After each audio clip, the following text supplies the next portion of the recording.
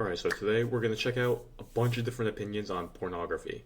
I want to see what people are talking about and saying about pornography. We're going to do a little bit of research on ChatGPT. We're going to dig into this concept to see what people are saying about pornography. Is it good for you? Is it bad for you? When is it good? When is it bad? And what percentage of people hold these opinions? So let's take a look. First, we're looking at is Andrew Tate. I don't get it. And also, I like to practice the monogamous relationship. So when I get married one day, I know my girlfriend's not going to be at the prime model look when she's 50 or whatever she is. So I got to practice that this is the only woman that I have. That's a good point. Okay, so opening up the access. Look at a man who's watching pornography. I fall off the wagon every once in a while. I'm not sitting here saying that I'm perfect. About a year, maybe 2 years ago, I was watching porn, and there was back in the day when I was growing up was like your stepmom, and to me that was always weird because I'm like, dude, that's your it's your mom. Now it's your mom. And then when I last year when I did a KSI and Sidemen thing, we was Impulsive and Sidemen, we did this collab. And there was a girl who does porn there, and I made a joke, and I go, look, I'm stuck, and it went viral, and I realized I'm like, everybody laughed at this joke because they know what I'm saying, and it's this porn style thing where if women are stuck, then men would come and have sex with them. That's of course it is.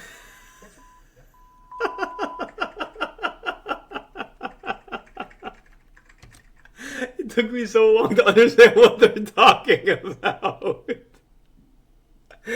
Oh my god. I'm stuck. So, first thing that's funny about that guy is that he's honest. He says he falls off every once in a while, okay? The other thing is that he's talking about, I don't know why he went into the particulars about the kind of porn. I thought we were going to be talking about whether or not it's good for you and your opinion on it. He's just talking about the different styles.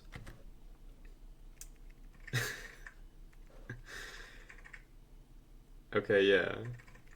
Stuck scenes are destroying your mind and reprogramming it in the worst way. Can't disagree with that.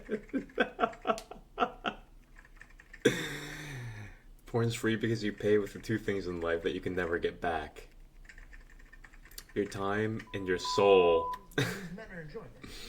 So what is this teaching them? That you can take what doesn't belong to you. And I think a lot of the things that they're programming these kids to do actually comes first through pornography, because you watch it in secret and you're not really dabbling with your men what you're watching. Yeah, you can't disagree with that. It's kind of getting you to indulge in these fantasies that who would say that that's a wholesome fantasy, for sure. And Andrew Tate's whole opinion on this thing is that, he can just get so much in real life that he doesn't get it. That's the first thing he says. I don't get it. Because, why would I have to just pretend when I can do it in real life?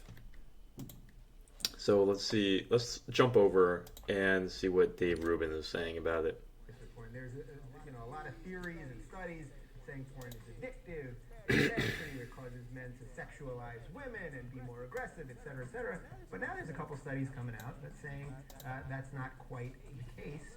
Let's look at some numbers. Got a big numbers show today. Who watches porn?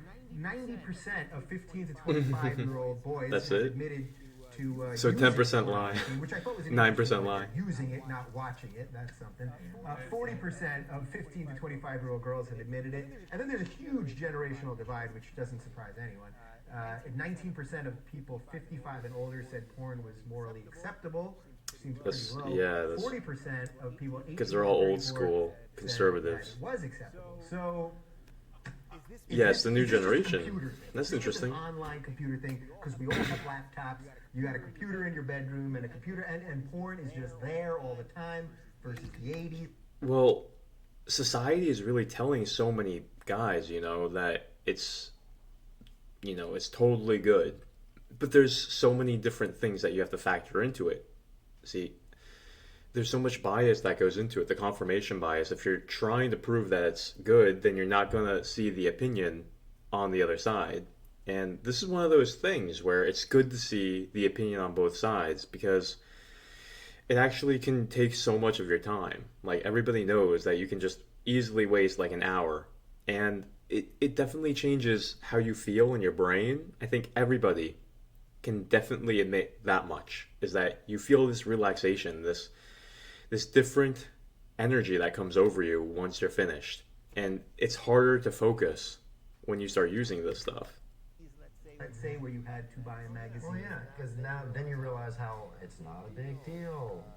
When we were growing up, the only porn, as a kid, is the little channels that had all the fuzz and everything, and you would just see little glimpses of things. That's what we would watch. Now it's just so free, and you felt so bad. It was preached to you that porn is bad. It leads to bad things. It's a gateway drug to everything else. Now we've got to the point in it's the information age where Well, I don't know if everyone is saying it's a gateway drug, but I mean, everyone in my life was saying how it reprograms your brain, it changes your brain chemicals, it wastes your energy, and it makes you see women differently. there's nothing wrong with it. It's actually great to do that and get that out of your system, and it's safer than having real sex. So. It's definitely safer than having real sex. Yeah, they would warn us, like, it's a gateway That's a big one, is they make that comparison. drug to having real sex. And I was like, man, I'm like, that sounds like a pretty good drug to me, right? So I'm shocked by two numbers that you showed there. Only 40% of 18 to 34-year-olds find it morally acceptable. Right. What the fuck else is the 60% thinking? Well, I mean, this is a deep topic. It's not just that it's a gateway drug to having real sex. It's that, if teenagers are watching this, are they going to have responsible sex? And if they're going to get knocked up? I mean, this is stuff that can change your life in an instant. And so if you're constantly programming into somebody's brain, that lust and to want to have sex, and he's 13, and you're encouraging that kind of thought process, then there's going to be things that can happen. And you see it happening. So it's not just a free-for-all. I don't know if that's kind of how he actually sees it, is that sex never has any consequences. But especially when we're talking about, like, younger people. That's crazy. Since when do young people have morals? Where did that come from? Right, I know, but I guess I grew up on porn, and so to me, the idea that porn is morally hitting it. unacceptable, I find unfathomable. Like, what are you, from 1855? Who thinks that? Yeah. Right, but apparently a lot of people do, or at least they. I don't like his argument. You're just trying to shame people and make them feel like they're antiquated. What kind of argument is that? Use some kind of science.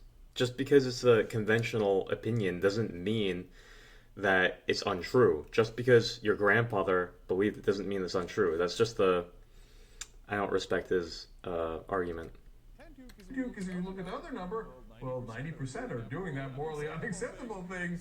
So perhaps you think it's a little acceptable when you're alone, and those are the people who just admitted it, right? Exactly. So, of course, these things aren't purely scientific polls because people get embarrassed about sex and things like that. Now, obviously, I have no personal problem with porn. I've watched too much porn in my life, I'm sure of that. But to play the devil's advocate here for a second, do you think that any of this stuff, whether it's... I think everybody porn, has. porn, that it can create like a constant view of sex that is not real. Most of us don't look like those people. They're doing things that, positions that we often can't get into. And, does it have is there any negativity to it? I mean, are you saying like if it desensitizes what you want? Desensitizes your ability to get off or... Right. And maybe it does. Or maybe you find out more about your body before you get into those relationships and get married. I think it's...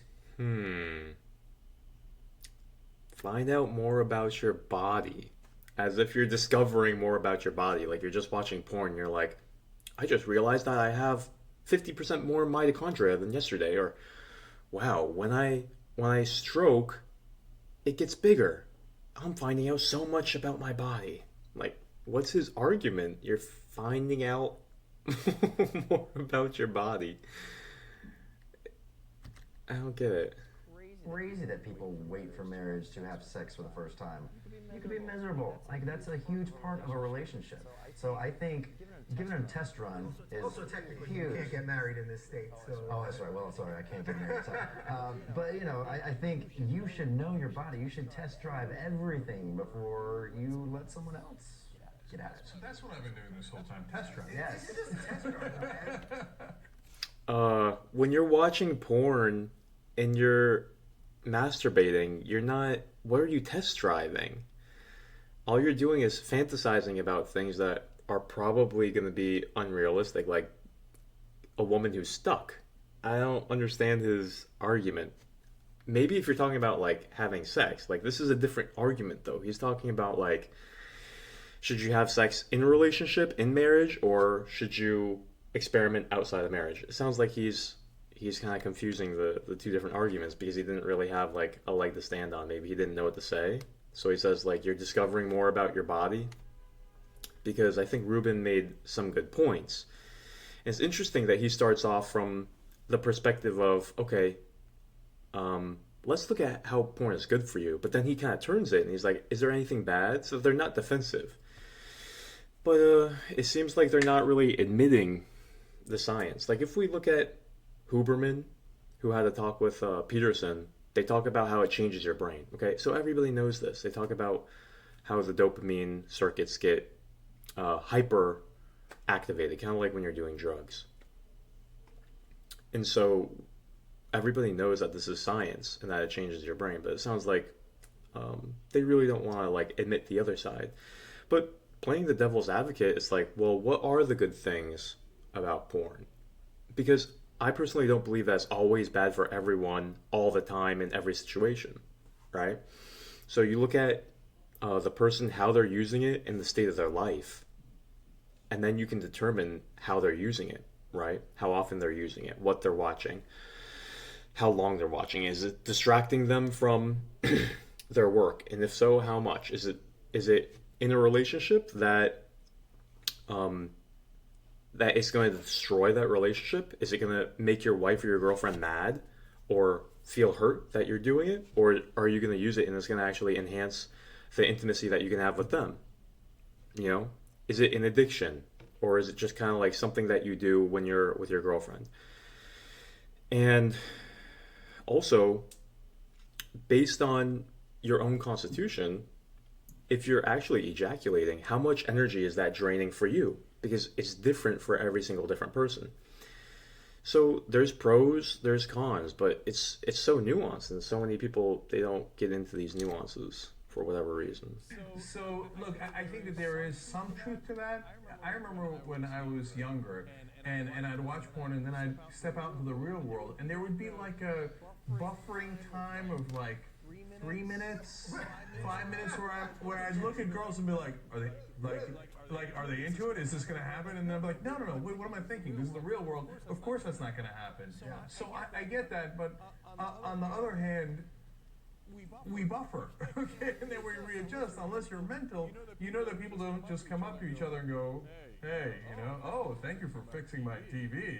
Now let's, have... Yeah, but that's not what he was talking about. He was talking about the desensitization that you get when you watch too much porn, and then it makes it harder when you're in bed with a woman to actually get the same hard-on, the same rise. And science actually shows this, that if you start overstimulating your circuits, then it takes more to stimulate your circuits. And so guys are gooning, they're watching 2 different porn videos at the same exact time. And so they're training their brain that this is what they need to get aroused. And then when they go to the beach and they see a girl in a bikini, they won't get aroused because they're used to seeing 2 or 3 different girls, or a harem of different girls doing all these crazy things.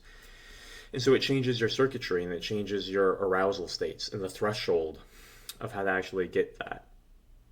And also the level of stimulation that you have to continue to have in order to maintain that same level of erection. And so it's obvious, but it seems like he's glossing over it. So we're going to switch. Because these guys aren't being honest. So see what Dr. K has to say about it. Pornography is a bad idea. Why you shouldn't resist it. It's so Contra. So pornography is running rampant through our society right now. People are getting more addicted to pornography than they've ever been before. True. And there are a lot of good neuroscientific reasons for this. Pornography is getting more visual. We have VR pornography, higher resolution pornography. Everything is getting brighter, bouncier, jigglier, right? And we also have this whole parasocial Thanks for angle that that has image. never existed before.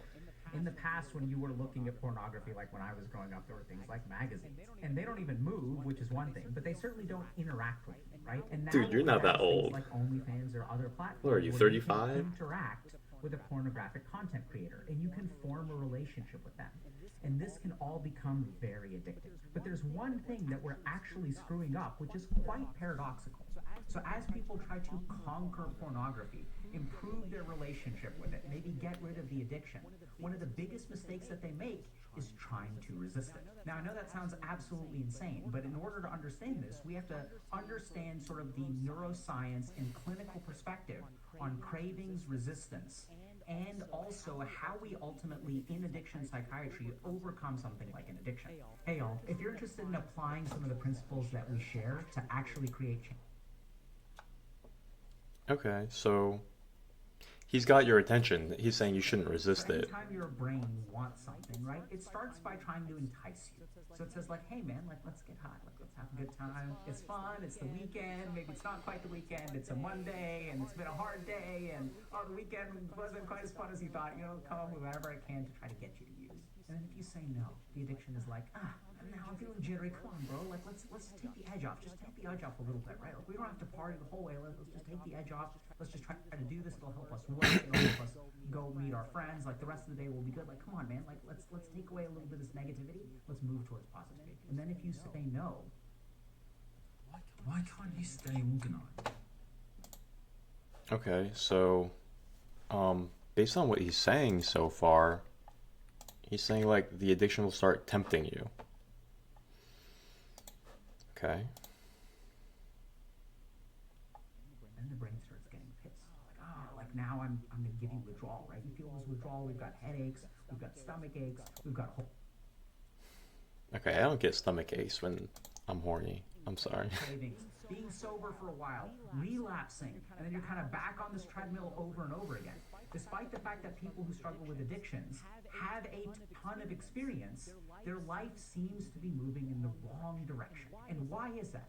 It's because of this principle of if you resist a craving and end up giving in, your brain learns this is the signal that I send to this person in order to get what I need. So your brain starts paradoxically amplifying the cravings because it knows that I need to go straight to a high level so that we can skip all these first steps because this is what gets me what I need. And this isn't just your brain doing this in the case of addictions. We even do this normally. For example, if you have a family member who's deaf, right? You start by calling their name. You're like, hey, buddy. And they don't hear you. And then you raise the volume. You say, hey, buddy. They don't hear you. And then if they're deaf, you start yelling, and that's when they hear you. If you do that a couple times, your brain will stop talking to them in a normal voice. It'll realize what signal it needs to create to get the response that it wants. And it's not just the case of deafness. We also see this in sort of getting our psychological needs met. So sometimes we'll see this very commonly as psychiatrists with kids. So if a kid is getting bullied at school, they'll start complaining about stomach aches. And it's not that they're faking it. It's that what happens with this child is I'm being bullied at school. I go to my parents and I say, hey, I don't want to go to school today, and they don't listen. But the one day that I have a stomach ache, they let me stay home. So our brain is learning, and the child isn't even consciously aware. They can be 5 years old, 6 years old, 7 years old. So let's take a look at the evidence-based interventions, the things that really work for things like addictions. So instead of resisting, what do you do? Things like peer support, like Alcoholics Anonymous. We also have certain medications.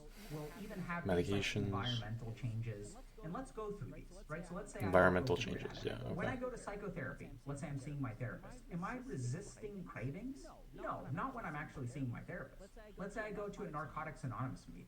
Am I actually resisting cravings there? No, right? So when I go to a Narcotics Anonymous meeting, there's a lot of community. People aren't like actively usually resisting cravings. The whole point is that they're sort of doing things that are not grappling directly with their illness. And even if we look at things, people like sponsors, so what's the whole point of a sponsor? Here I am resisting a craving, and what does my sponsor do with me? I call them up and they say, hey, let's go for a walk, let's grab a cup of coffee. They kind of distract me and pull me out of that battle. The other thing that we know in addiction psychiatry is that, I've had patients, for example, who are alcoholics and are members of fraternities or sororities. And as long as you are hanging out with your fraternity buddies, your sorority sisters, whatever, and people are drinking around you all the time, is very difficult to resist those cravings. So what do we recommend? We recommend social transplant. You need a new set of friends who are sober, because if you are with your set of friends who continue to use, it is very difficult to resist the cravings. And this is where we also see the principle that I talked about, which is that the more you resist, the more your brain learns, hey, I need to induce very strong cravings. I need to punish this person for depriving this of me. So what we tend to see, literally what I see in my patients, is that the more that they resist cravings, the more intense the cravings become. And then we can... Okay, so I see exactly what he's saying is you're already screwed if you get the craving, because then you have to resist it or just give into it. So that aligns perfectly with what James Clear says in Atomic Habits. He says, if you can remove the cue and not even get the craving, then you already won the battle. And so many people, it's like, well, how do I not get cued? How do I not get triggered? Because porn is everywhere, right? Even sometimes on YouTube, like you'll have an ad over here and it'll just be like a girl wearing nothing, almost nothing. And so that's the cue, and then you get the craving. And so it's almost impossible not to get cued nowadays. I mean, you can put porn blockers on your phone, on your computer, but at the same time, what he's talking about is that if you get triggered, if you get a cue, as long as you're around the same or the right environment or the right social group, then you're not going to get that same level of craving, right? So you might get a little bit cued, but you're not going to be able to do it because you're with your friends, because you're distracting yourself, which is this idea that, you can distract yourself away. And it's basically like replacement, right? So I wonder if he's going to talk about how, you have the craving. Are you going to replace that? Are you going to fulfill that craving, that emotional craving, with something else?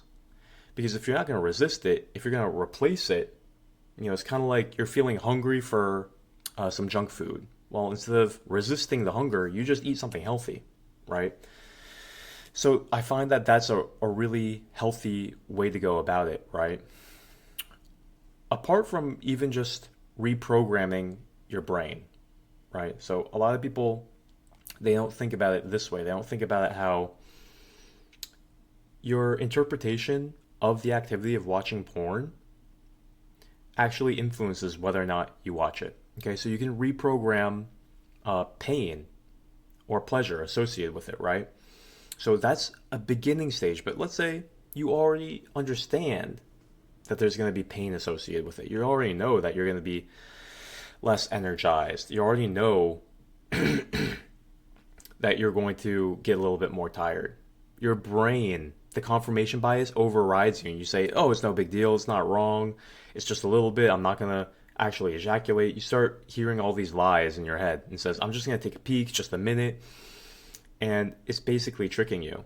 I'm not going to ejaculate, it's not going to make me tired even if I do, I earned this. You hear all these convincing stories, and so if you're not prepared for that, you're going to get sucked in right away, even if you have associated some pain with the porn instead of only pleasure, right? Because that's what determines your action. The cue, the craving, the action, and the reward, right? So if you can change your perception that it's going to be painful, that's going to be difficult to engage in, this is habit science. This is how you actually start making it tougher to actually engage in bad habits, right? So it's hard to not get cued. It's hard to make it difficult to watch unless if you put barriers in your way. Like you literally put porn blockers on. You're always with friends. These are barriers. It makes it harder to engage in it. But everybody knows anytime you go into the bathroom, you can just take out your phone and watch videos. Who doesn't do that? So you have to have barriers in place. Like what actually helped me was I would put a porn blocker on, And even though you can turn it off, it still takes like a minute or two. And you'll be surprised how much a minute or two actually deters you from doing it. You will be shocked. It is shocking how much it deters you. It's actually really annoying. And I highly recommend it. I highly recommend putting up as many barriers as you can in your way, because that prevents all the smaller voices of saying, just take a peek, it's not a big deal. It prevents, I'd say, a good 50 to like 80% of temptations to actually just open it up and start. So that's a huge step, is just putting little barriers in the way. And then you have to figure out activities to substitute so that you can replace that craving and fulfill it in a different way. Some people like to do push-ups. Some people like to do a Tabata workout. You put 4 minutes on. The main idea is that you find some other distraction, something else to do that will satisfy that same craving. And you have to just cleanse it from your mind. It's in the system. The hormones are in the system once you're triggered. It'll settle down. It's kind of like you agitate the water, and it's still going to be spinning even when you stop agitating it. But you just wait. Eventually it slows down, and eventually it stops. It feels like it's not going to stop, but it will stop. You just have to remove the stimulus, go distract yourself, generate a different form of energy that will put into motion different physiological mind-body systems. Then your focus is somewhere else, your body is in a different mode. So you have to understand how to change modes, how to change states. When there's all these chemicals flooding in your body already, hopefully not too many, based on how much you got triggered, it's going to be so much harder to actually change it if you got a big trigger and all these chemicals are running through your body. But you still have to know how to change states quick.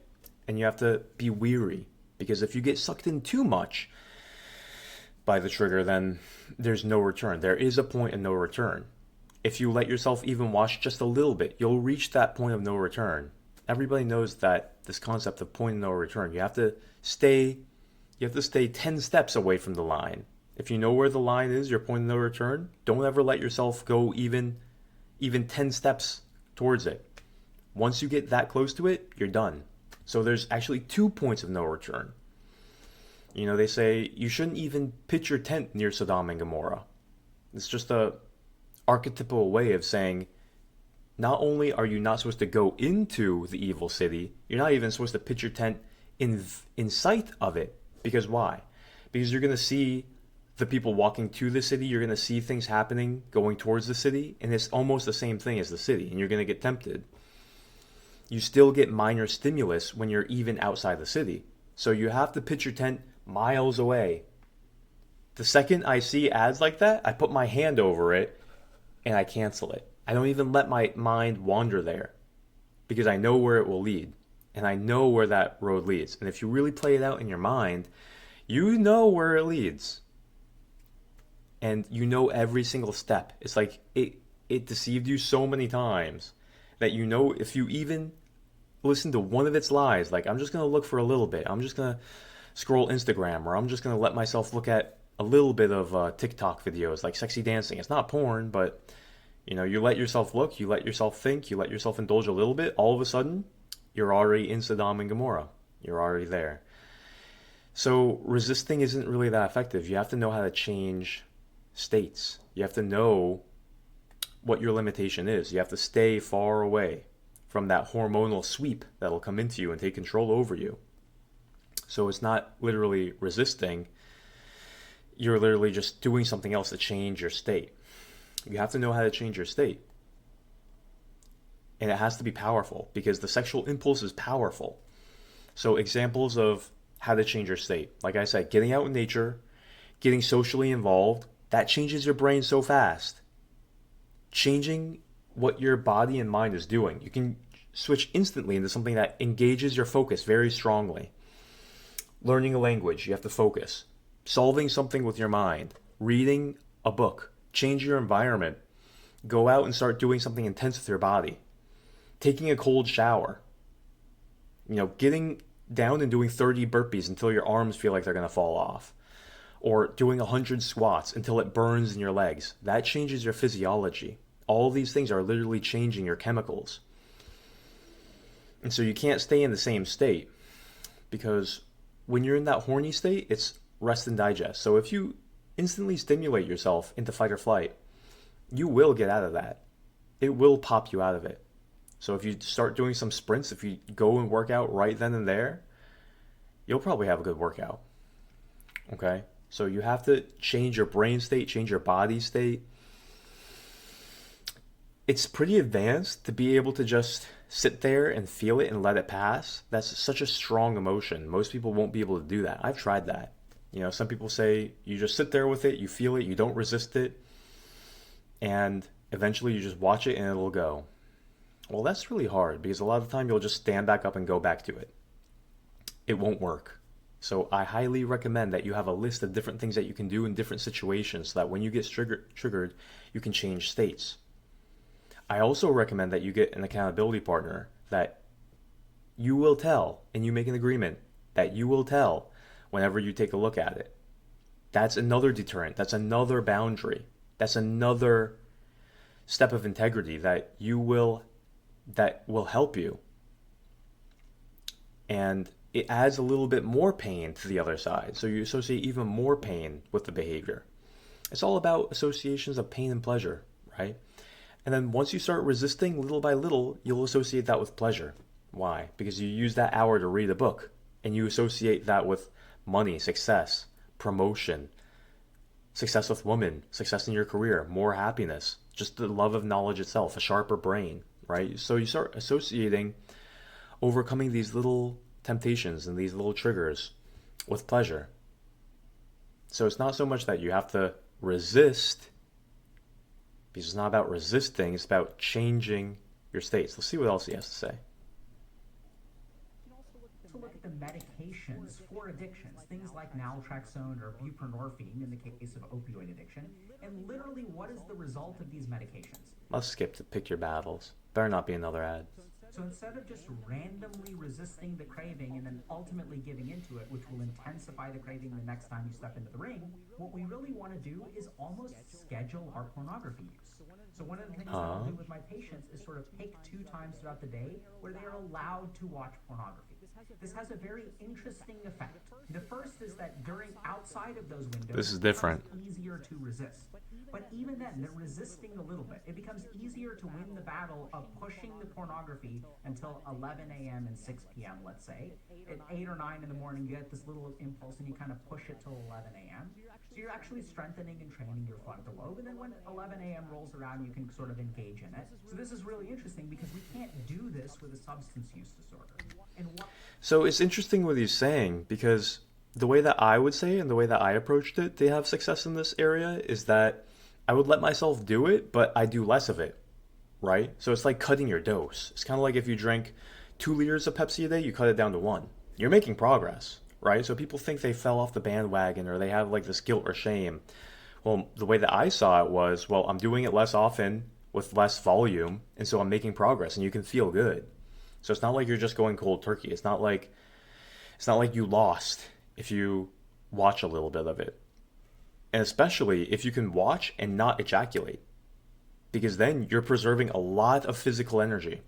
So there's a lot of different steps that you can take to just decrease the harmfulness that it's doing to you. Like he's saying, you don't have to stigmatize it. You don't have to be perfect. If you actually schedule it, that's actually an interesting approach. It helps you build the resistance muscles to wait until you actually get there. Kind of like if you say, I'm only going to eat at noon and then 5 o'clock. It kind of trains you that, like, you know, you can resist those cravings. I think it's the important thing to do.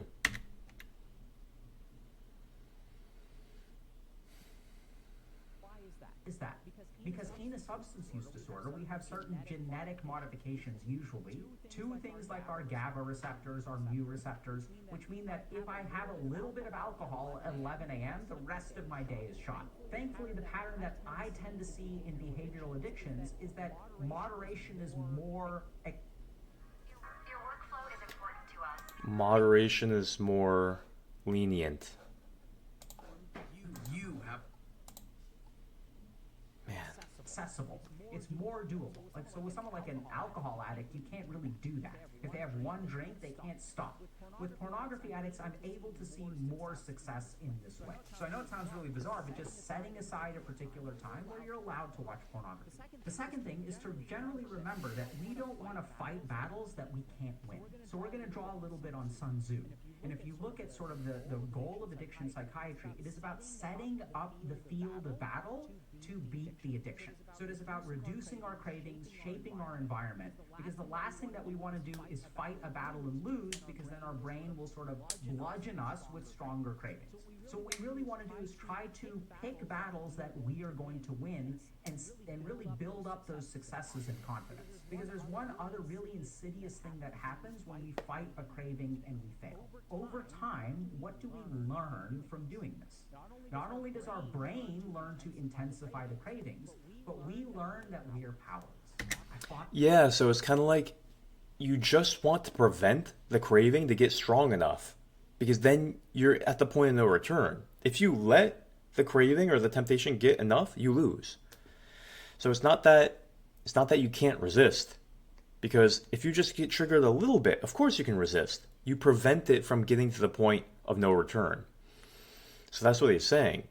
If you let yourself get triggered to a certain extent and then you try to resist, you're just going to prove that you failed. You cannot resist after a certain point. So let's say your point of no return might be even just like indulging in scrolling Instagram and looking at like booties or like fitness models for like 10 seconds. That might be the point of no return for you. For some people, they might be able to look at that and just be like, whatever. It doesn't trigger them so much that they can't resist anymore. So for me, talking about the point of no return and every single person's different threshold for that point of no return is vital, because everybody can resist a little bit. If you see one photo, that might trigger you. That might be your point of no return. You might have to seriously isolate yourself from technology for a couple of days just to desensitize yourself and raise your point of no return to where one photo will not trigger you, right? So if you're that triggerable, that one photo just like sets you off and you can't resist, then you're going to have to take a little bit more dopamine detox. You're going to have to get away from the screens, leave your phone at home, take a long time, maybe a couple of days, so that you can actually not get bombarded, because it's everywhere. So I personally don't use Instagram because I know it's there. I only post. I'm not subscribed to things that are promiscuous, so I never get triggered. It's very rare that I even have a temptation. And my level of threshold is pretty high now because I haven't watched it in years. So everyone's different, but I appreciate his approach. Definitely appreciate his approach, but this video is getting long. So long story short, I'm going to wrap this video up right now and say there's a lot of different opinions out there.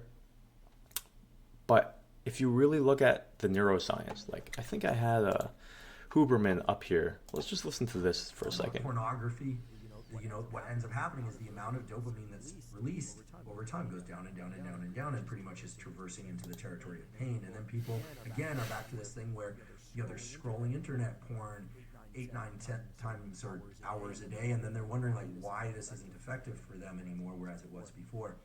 And there's an additional issue with pornography, which is not often discussed, which is that, remember, guys in particular, the brain is a learning prediction machine. And if I'm not trying to say that all pornography is bad, but there are good data to support the idea that if your brain learns to be aroused by watching other people have sex, it is not necessarily going to carry over to the ability to get aroused when you're one-on-one with somebody else, right?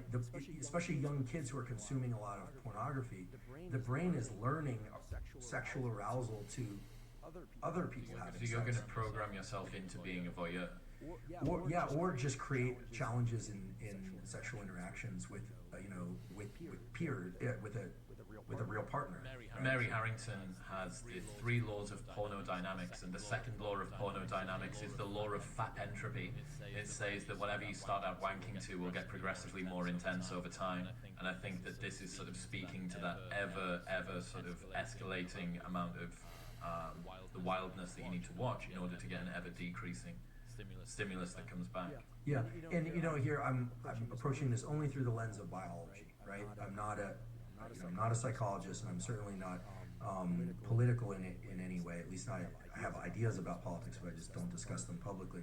But the idea here is that I'm not saying pornography as a stimulus is bad or good. What I'm saying is it in its availability and its extreme forms, it's a very potent stimulus, and very potent stimuli of any kind. Extremely palatable food, extreme pornography, extreme experiences like bungee cord jumping.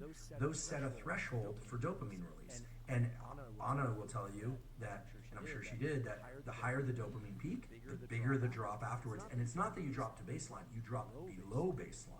Wow. So again, it's not, these things aren't good or bad, they just have to be controlled in a way, because Well, it doesn't really feel that great to have your dopamine fall that low to where you can't really get entertained or motivated by anything. So I understand what he's saying. He's not trying to be moralistic about it. And at the same time, what he's saying flies in the face of what the other guys were saying about how, you get better, you know about yourself better. You get to practice with porn. No. What Andrew is saying is that what you practice alone in front of a screen doesn't correlate over to being in the bedroom, and actually decreases your ability to perform like that. And so he's touching on little aspects of how it impacts the dopamine system in your brain and what happens when you stimulate it that powerfully. And he says extreme pornography, well, any level of pornography is an extreme dopamine release, because sex is the most powerful urge in the human body. And so anything that you're looking at like that, you'll feel it. It stimulates you like crazy. That's why marketers use it all the time. And so that's why it's so hard, especially after you ejaculate. You have this crash. It just crashes. And then do you want to read? Do you want to do anything? No, you kind of just want to eat and vegetate. So that's not really my picture of what an ideal life is, what productivity is. That's not how I want to live my life. So even if you're not being moralistic, you can just see it takes away from your energy, and it takes away from your ability to engage. Dopamine is the hormone, is the neurochemical for pleasure seeking. And it's also for motivation. Okay, so dopamine equals motivation hormone. That's why, if you want to keep your motivation high, you can't be stimulating yourself with all this high dopamine content all the time. The sugar, the unhealthy foods, the social media scrolling, the pornography. All these things make it so hard to actually hunker down and focus and have that assiduity to sit your ass down and do something that you need to get done. So the neuroscience will show how it alters your brain away from productivity, and everybody knows men are judged by their productivity. That's just the fact of this world. So I'll leave with this. This is one of the best books that I ever read on the sexual energy. We'll get into this more next time. Practice of Brahmacharya by Swami Sivananda. He was one of the most prolific and famous swamis in India, and he led millions and millions of people. So he says, the energy that is wasted during one sexual intercourse is tantamount to the energy that is spent in physical labor for 10 days, or the energy that is utilized in mental work for 3 days. Mark how precious is the vital fluid, semen. Do not waste this energy. Preserve it with great care. You will have wonderful vitality. When virya, the sexual energy, is not used, it is all transmuted into ojas, sakti, or spiritual energy, and stored up in the brain. Western doctors know little of this salient point. Most of your ailments are due to excessive seminal wastage. Another one, mind, prana, and virya are one. By controlling the mind, you can control prana and semen. By controlling prana, you can control the mind and semen. By controlling semen, you can control the mind and prana. Prana just meaning the life force energy. And so they're basically just saying that they three influence each other, kind of like a triforce. And I don't know what that last sentence means, but we'll go more into Sivananda and the practice of brahmacharya another time, because that book is so full of heavy hitting, such powerful words and concepts that, and also how to sexually transmute, because a lot of the time people don't know what to do with their sexual energy. And so that's also not good. If you don't know how to use it, if you don't know what to eat to transmute it, and if you don't know what to do to transmute it, if you don't have any, he was talking about prana, if you don't have any yogic practices that you can use to actually transmute it, then that energy isn't going to be channeled into the right way that it could. So if you have some kind of Kriya Yoga, some kind of Hatha Yoga, some kind of breathwork practice, this actually takes control of all the different energies in your body and channels it. So if you have a lot of sexual energy flowing through you, it can channel it. Because what it's doing is, it's kind of like whenever you do anything in life, what you're doing is, whatever your attention is on, whatever your body's doing, whatever your mind's doing, it's channeling it towards that goal. So if you're trying to do a lot of chin-ups, it's channeling the energy to your lats and your biceps and your grip to build muscle and to generate that force. But what if you're trying to learn a language? What if you're socializing? Well, whatever you're doing with your entire being is channeling the energy towards that. So there's practices in yoga where you can channel the energy with different techniques towards perception and towards empowering your entire system, your entire nervous system, to be more perceptive. So that's what yoga is doing. It's upgrading your organs, it's upgrading your nervous system, it's upgrading the different subtle aspects of your brain that give you insight, that relax your brain. And so all that energy is being used for insight, for perception, for intuition, for evolution of your body and your mind, for generating different energies. You ever wonder, you can have different energies of sentimentalism, of compassion, of understanding, of wisdom. You can have different insights and appreciation into the world. You can have feelings of complete devotion and selflessness. You can feel the nobility of your character. Well, what is that? That's a different form of energy. That's not just a brain state that you can put on some kind of electrode and generate it. That's a different form of energy. That's a different form of consciousness. In yoga, it changes these levels of consciousness that you can have. The frequency, your ability to have them, and how intensely you can have them. And even states of consciousness that you don't even know exist now, right? So it's kind of like when you're a little kid, you cannot understand the state of consciousness of loving a child. You're a kid. So you can open up different realms of consciousness based on the energy that you're able to generate, the different stages of consciousness. And you need energy to do this. So if you're constantly dumping it, it's constantly getting wasted, then you will not have the energy to be able to do this. Because everybody knows our whole nervous system, our whole body is electromagnetic energy. That's what leaves when we die. We can have everything else, but the electricity is gone. And it's a very complex form of electricity. Why can't you just pump a dead body full of electricity and bring it back to life? Because it's not just information void electricity. It's an intelligent form of electromagnetism called life force, called prana. And you can cultivate it. It's the essence of what a human really is.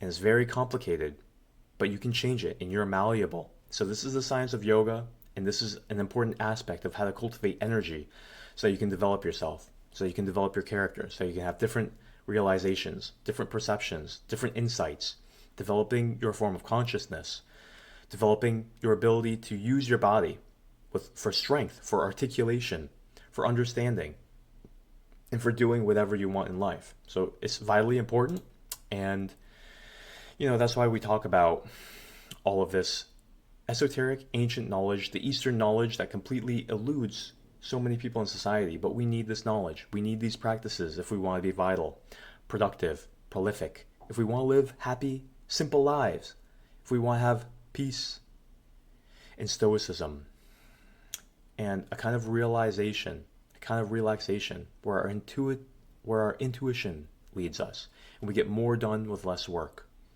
where fitness is effortless because you aligned everything in your body. All your hormones are working for you. It's not a struggle, it's not a grind, but there's many different details to pay attention to. So that's what Project New Man is for. Click the link below. if you want access to a list of different practices that you can do over the months to start sharpening everything about your body, your mind, your stress, your sleep, your habits, to detox your body, to make this work at a different level that it's never worked before. You'll see the results in your body. Give me a second to remove this.